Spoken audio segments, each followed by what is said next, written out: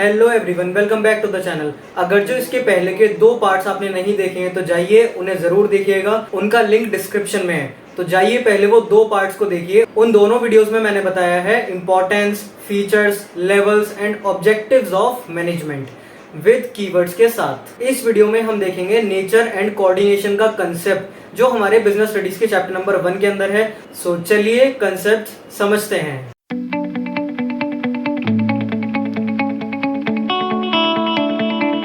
चलिए सबसे पहले बात करते हैं नेचर ऑफ मैनेजमेंट के बारे में। टोटल नेचर ऑफ मैनेजमेंट में 3 पॉइंट आते हैं हमारे।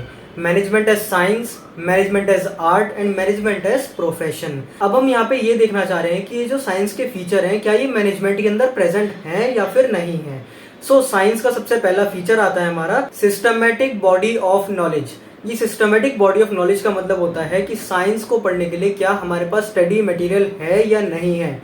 It is quite obvious that हमारे पास स्टडी मटेरियल है साइंस को पढ़ने के लिए। क्या उसी तरह मैनेजमेंट की पढ़ाई करने के लिए भी स्टडी मटेरियल है हमारे पास? बिल्कुल है हमारे पास। साइंस का ये फीचर प्रेजेंट करा जाएगा मैनेजमेंट के अंदर। अब चलते हैं इसके सेकंड पॉइंट की तरफ। सेकंड पॉइंट कहता है principles are based on experimentation. क्या साइंस को जब हम करते हैं तो वहां पर कुछ हम एक्सपेरिमेंट्स करते हैं? जी हाँ, बिल्कुल, वहां पर हम कुछ एक्सपेरिमेंट्स करते हैं। अब ये जो साइंटिफिक प्रिंसिपल्स होते हैं डेवलप करे जाते हैं कुछ ऑब्जर्वेशंस के थ्रू। उसी की तरह जो मैनेजमेंट के प्रिंसिपल्स हैं ये भी ऑब्जर्वेशंस के थ्रू ही डेवलप करे जाते हैं। लेकिन हम लोग ये नहीं कह सकते हैं कि मैनेजमेंट के जो प्रिंसिपल्स हैं वो पूरे के पूरे स्टेटिक होंगे। मतलब क्या हुआ यहाँ पे? कहने का मतलब ये है कि जरूरी नहीं है कि जैसा हमने सोचा था वैसा ही होगा, क्योंकि हम लोग ह्यूमन बिहेवियर को प्रेडिक्ट नहीं कर सकते हैं। अब इसे एक एग्जांपल के साथ समझते हैं। फॉर एग्जाम्पल, आप किसी पर्सन का इंटरव्यू ले रहे हैं। अब वो पर्सन आपके सामने तो बहुत अच्छा बन के दिखा रहा है, लेकिन पीठ पीछे वो ऑर्गेनाइजेशन में क्या क्या काम करेगा उसके बारे में कोई गारंटी नहीं है। तो हम लोग ह्यूमन बिहेवियर को प्रेडिक्ट नहीं कर सकते हैं। और अगर जो ह्यूमन बिहेवियर को हम प्रेडिक्ट नहीं कर सकते हैं तो वो जो हमने प्रिंसिपल्स को डेवलप्ड कराए हम उस पर श्योरिटी नहीं दिखा सकते कि ये एग्जैक्टली सही तरीके से वर्क करेंगे। हम ऐसा कह भी सकते हैं कि ये जो साइंस का फीचर है ये प्रेजेंट है भी और नहीं भी। यहाँ पर ये वाला पॉइंट क्या हो जाएगा? पार्शियली प्रेजेंट हो जाएगा। अब हमारा थर्ड पॉइंट आता है जिसके अंदर बात करी जाएगी यूनिवर्सल वैलिडिटी। यूनिवर्सल वैलिडिटी क्या होती है?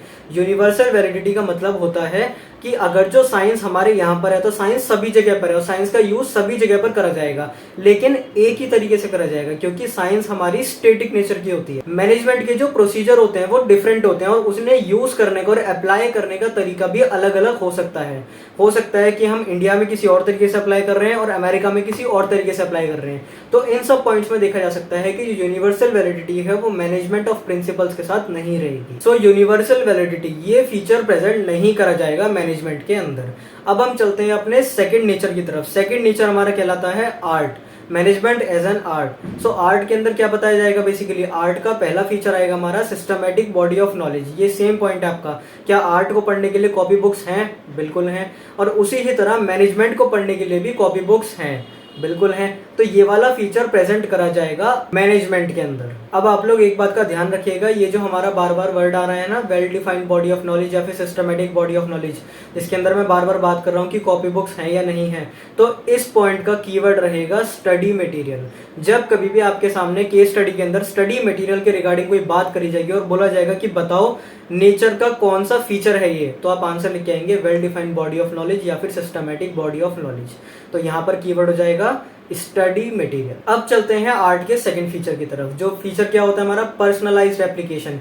क्या हम ऐसा मान सकते हैं कि अगर जो कोई कला है उस कला को अगर हम इम्प्रूव करते चले जाएं तो बहुत अलग अलग तरीके से यूज कर सकते हैं? क्या मैनेजमेंट भी ऐसी करा जाएगा?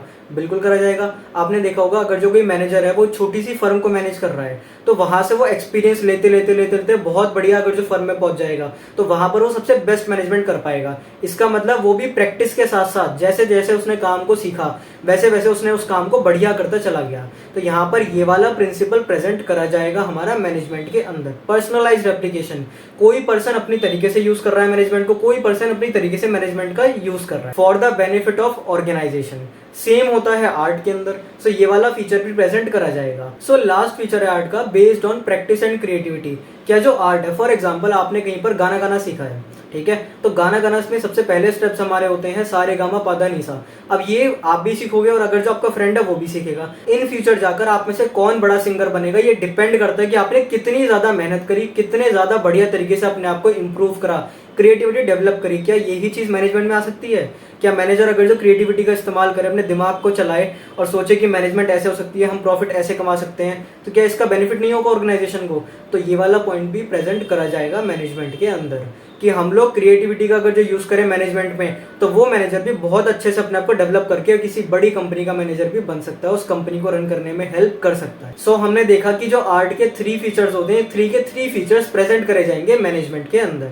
अब हम चलते हैं अपने लास्ट पॉइंट की तरफ। सो लास्ट पॉइंट हमारा क्या आ जाएगा? लास्ट पॉइंट आएगा हमारा मैनेजमेंट एज प्रोफेशन। प्रोफेशन क्या होता है? कोई भी पर्सन अगर जो किसी भी स्पेशलाइज्ड फील्ड में नॉलेज गेन करता है, उसे कहा जाता है प्रोफेशनल्स। जैसे कि लॉयर क्या करेगा? लॉ की एक स्पेशलाइज्ड डिग्री ले लेगा। डॉक्टर क्या होते हैं? जो MBBS की डिग्री लेते हैं, जिन्हें सब चीज़ें पता होती हैं कि हमारे ह्यूमन बॉडी के अंदर किस तरीके से हमें इलाज करना है ना। चार्टर्ड अकाउंटेंट होता है जो सारे के सारे टैक्सेस की नॉलेज लेता है। कंपनी सेक्रेटरी होता है जो कंपनी के लॉस की नॉलेज लेता है। इन सबको प्रोफेशनल्स कहा जाता है। अब हम चेक करेंगे क्या प्रोफेशन के फीचर्स भी प्रेजेंट करे जाएंगे मैनेजमेंट के अंदर। सो चलिए देखते हैं। सो सबसे पहला फीचर आएगा well defined body of knowledge या फिर सिस्टमैटिक बॉडी ऑफ नॉलेज। क्या लॉ पढ़ने के लिए, डॉक्टरी करने के लिए, चार्टर्ड अकाउंटेंसी करने के लिए, कंपनी सेक्रेटरी करने के लिए हमें पढ़ाई की या बुक्स की जरूरत पड़ेगी। और अगर जो हम देखें कि हमें मैनेजर बनना है, बड़ा MBA करनी है हमें, तो वहाँ पे बुक्स हैं या नहीं है? बुक्स हैं वहाँ पे। इसका मतलब क्या हो गया कि ये वाला फीचर मैनेजमेंट के अंदर प्रेजेंट करा जाएगा। अब नेक्स्ट पॉइंट की तरफ चलते हैं। नेक्स्ट पॉइंट हमारा रेस्ट्रिक्टेड एंट्री। ध्यान रखिएगा, रेस्ट्रिक्टेड एंट्री का कीवर्ड रहेगा एग्जामिनेशन और डिग्री। अगर जो हमें लॉयर बनना है तो हमें बार काउंसिल का एग्जाम देना पड़ेगा। अगर जो हमें डॉक्टर बनना है तो हमें MBBS का पेपर देना पड़ेगा। अगर जो हमें उसी ही तरह अगर जो आपको MBA करनी है तो आपको उसका एग्जाम देना पड़ेगा। लेकिन आपने ये चीज बहुत जगह पर देखी होगी और ये बात आपने अपने घर में कहीं पर भी सुनी होगी कि कोई पर्सन था जो विदाउट MBA की डिग्री कहीं पर लगा, वहां पर काम सीखते सीखते वहां का मैनेजर बन गया, उसके बाद वही फैक्ट्री को उसी को रन करने के लिए दे दिया गया। आपने ये चीज जरूर सुनी होगी। तो वहां पर कोई भी एग्जामिनेशन और डिग्री की जरूरत नहीं पड़ी थी। अगर जो कोई छोटी मोटी फर्म है तो वहां पर डिग्री नहीं मांगेंगे एज सच। ऐसा भी होता है कि कोई अपने भरोसे वाला पर्सन होता है, उस पर्सन को मैनेजर बना दिया वहां का। तो यहाँ पर ये फीचर प्रेजेंट नहीं करा जाएगा। अब चलते हैं नेक्स्ट फीचर की तरफ। वो क्या होता है? Service motive. सर्विस मोटिव किसे कहते हैं? हर प्रोफेशनल की ड्यूटी होती है कि वो सर्व करे अपने क्लाइंट्स को। लेकिन मैनेजमेंट के अंदर अगर जो कोई मैनेजर अपॉइंट करा गया किसी कंपनी के अंदर, तो वो किसी को सर्विस थोड़ी ना कर रहा है, वो सर्व कर रहा है कंपनी को। कंपनी से उसे सैलरी मिलती है। तो सर्विस मोटिव जो काम होगा, जो ड्यूटी रहेगी, वो किसी भी मैनेजमेंट में मैनेजर की नहीं होगी। ये बात को आपको ध्यान रखना है। तो सर्विस मोटिव प्रेजेंट नहीं करा जाएगा। सो नेक्स्ट पॉइंट आता है आपका presence of professional association. Presence of professional association का ये मतलब होता है अगर जो आपको लॉ की डिग्री चाहिए तो आपका बार काउंसिल से सर्टिफिकेट लेना होता है। अगर जो आपको डॉक्टरी करनी है तो आपको मेडिकल काउंसिल ऑफ इंडिया से सर्टिफिकेशन लेना होता है। क्या उसी ही तरह मैनेजमेंट के लिए भी कुछ बनाया हुआ है? बिल्कुल बनाया हुआ है मैनेजमेंट के लिए। लेकिन फिर वही बात, छोटी मोटी फर्म्स को जरूरत ही नहीं है इन सब डिग्रियों की। वो क्या करते हैं कि अपने भरोसे वाला बंदा इसे मैनेजर बना दो, तो वहां पर ये सब चीजें काम नहीं आती हैं। सो अभी भी ऐसा माना जाता है कि कुछ जगहों पर तो चलिए डिग्री मानी जाती है कि आपको MBA की डिग्री आपके पास होनी चाहिए, लेकिन सभी जगहों पर अभी ऐसा कुछ भी रूल नहीं है कि आपके पास डिग्री होगी तभी हम आपको जॉब देंगे। कोई भी बंदा होता है वो अपने भरोसे वाले पर्सन को वहां पे रख देता है और उसी के ऊपर पूरी फैक्ट्री सौंप देता है, वहीं का उसे मैनेजर बना देता है। तो वहां पर आपको किसी भी प्रोफेशनल एसोसिएशन की जरूरत नहीं पड़ती है। तो ये वाला फीचर भी प्रेजेंट नहीं करा जाएगा। अब चलते हैं अपने अगले फीचर की तरफ। ये आपका लास्ट पॉइंट है, existence of ethical codes. Ethical codes क्या होते हैं? मतलब कि यहाँ पर कुछ ऐसे कायदे कानून होते हैं। फॉर एग्जांपल, अगर जो आपको लॉयर बनना है तो वहां पर बार काउंसिल के ऐसे इंस्ट्रक्शंस होते हैं कि आपको कोर्ट में जब भी जाना है तो ब्लैक कोट पहन के जाओगे, रेड कोट पहन के नहीं जाओगे, व्हाइट कोट पहन के नहीं जाओगे, ब्लू कोट पहन के नहीं जाओगे, ब्लैक ड्रेस कोड ही रहेगा वहां पे, राइट। और अगर जो उसके बाद आप डॉक्टर्स को देखो तो डॉक्टर्स के लिए व्हाइट कोट ही रहेगा। तो क्या ऐसा मैनेजमेंट के लिए भी बोला गया है? जितने भी मैनेजर्स होते हैं क्या उनके लिए भी ये बात बोली गई है कि आपको इसी ड्रेस कोड में आना है, कि आपको ऐसे ही रहना पड़ेगा, आपको इन सब चीजों को बाइंड करना पड़ेगा? ऐसा बोला जाता है। लेकिन फिर वही बात आती है, छोटी मोटी फर्म्स में ऐसा कुछ नहीं होता है। वहां पर क्या करना होता है आपको? सिंपल, आप जो घर के कपड़े पहन के आए हो वही पहन के आ जाओ, क्योंकि आप भरोसे वाले पर्सन हो अपने मालिक के, जिसने आपको मैनेजर बनाया हुआ है। वहां पर कोई डिग्री की जरूरत नहीं, तो आप बड़े आराम से ही मैनेजमेंट कर सकते हो। तो ये वाला फीचर भी प्रेजेंट नहीं करा जाएगा। अब अगर जो क्वेश्चन अराइज होता है तो आप लिख कर आओगे कि मैनेजमेंट आर्ट भी है और मैनेजमेंट साइंस भी है, लेकिन मैनेजमेंट प्रोफेशन नहीं है। आई होप आपको समझ में आए होंगे कि फीचर्स क्या होते हैं। वीडियो अच्छी लगी हो तो लाइक करिए, शेयर करिए अपने फ्रेंड्स के साथ, एंड चैनल कंसेप्ट समझे जरूर सब्सक्राइब करिए। सो मिलते हैं नेक्स्ट वीडियो में नए कंटेंट के साथ। Good luck.